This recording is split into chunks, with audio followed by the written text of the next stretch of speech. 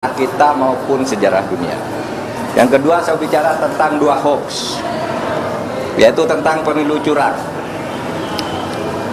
Saya memang pernah mengatakan bahwa setiap pemilu, pihak yang kalah selalu menuduh yang menang itu curang. Saya katakan itu pada beberapa kesempatan, yaitu saat KPU periode Hasyim Asy'ari dibentuk. Datang ke tempat saya diberitahu bahwa awas, nanti ada gugatan bahwa pemilu ini curang.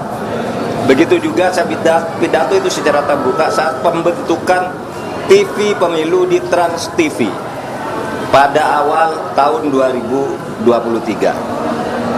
Jadi saya katakan bahwa setiap pemilu yang kalah itu selalu menuduh curang. Itu sudah saya katakan di awal 2023, tepatnya sebelum tahapan pemilu dimulai. Tapi jangan diartikan bahwa penggugat selalu kalah, sebab memang sering terjadi kecurangan terbukti itu secara sah dan meyakinkan. Ketika saya menjadi ketua MK pernah memutus pembatalan hasil pemilu dalam bentuk perintah pemilihan ulang maupun pembatalan penuh, sehingga yang menang dinyatakan disqualified dan yang kalah naik. Jadi bisa pemilu ulang, bisa. Misalnya saya sebut contohnya hasil pemilu kada Jawa Timur tahun 2008 saat Khofifah dinyatakan kalah dari Soekarwo, kita batalkan hasilnya dan diulang. Dua hasil pilkada Bengkulu Selatan, yang menang didiskualifikasi, yang di bawahnya langsung naik.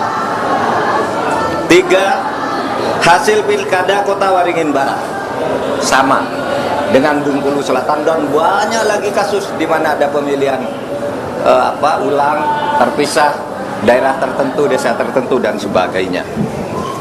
Nah, harus diingat bahwa untuk pertama kali istilah pelanggaran terstruktur, sistematis dan masif itu muncul sebagai vonis pengadilan di Indonesia tahun 2008 ketika MK memutus sengketa pilgub antara Khofifah dan Soekarwo. Saya waktu itu hakimnya, dan setelah menjadi dasar vonis-vonis lain untuk selanjutnya masuk secara resmi di dalam hukum pemilu kita. Jadi ini sudah menjadi jurisprudensi dan juga menjadi aturan di undang-undang, di peraturan KPU, di peraturan Bawaslu, itu ada. Gitu. Pelanggaran terstruktur, sistematis dan masif itu.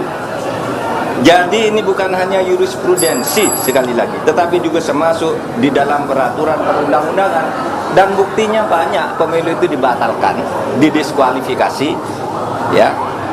Saya tangani ratusan kasus tentang ini, banyak. Ada yang diulang beberapa ini, ada yang dihitung ulang dan sebagainya. Tergantung hakimnya punya bukti atau tidak, atau kalau sudah punya bukti, menerima bukti apa berani apa tidak.